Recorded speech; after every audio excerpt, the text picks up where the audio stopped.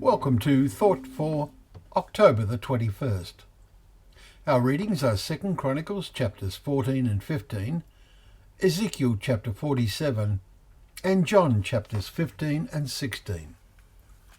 And our thought is, do you now believe? We follow on from yesterday's thoughts and the final climax of the conversation Jesus had with his disciples in the hours before his arrest, and his encouragement to them to believe in God. Today we have two of the most challenging chapters in chapter 15 and 16 in John's Gospel. Jesus teaches them in increasingly straightforward language, but even then they only grasp part of what he's saying. Even when they say, now you are speaking plainly and not using figurative speech. Now we know that you know all things and do not need anyone to question you. This is why we believe that you came from God.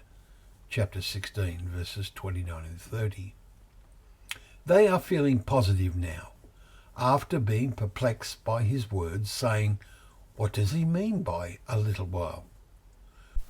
We do not know what he is talking about. Verse 18. He tells them, truly, truly, I say to you, you will weep and lament, but the world will rejoice. You will be sorrowful, but your sorrow will turn into joy. Verse 20. Can we see some parallels with our world today? Many in our world seek a froth and bubbles kind of joy, passing pleasures that need constant chasing. It should be of real concern to us if we feel attracted to this to any degree at all, for we are in danger of going out into the night as Judas did. However, in response to their claim to believe, Jesus asks, do you now believe? The disciples then, in a physical sense, went out into the night, but Jesus was with them. But he tells them, also, you have sorrow now, but I will see you again, and your hearts will rejoice, and no one will take your joy from you.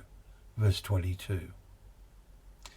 The night is coming on our world, and it may be soon, even very soon. How essential that we possess and develop to the full that inner joy, that, as Paul told the Corinthians, we are able to let light shine out of darkness, and as a result, it has shone in our hearts to give the light of the knowledge of the glory of God in the face of Jesus Christ. This is not normal knowledge at all. So our thought today is for each of us to most seriously ask ourselves, do I now believe? Do I have a genuine conviction of mine that is alive in my thinking?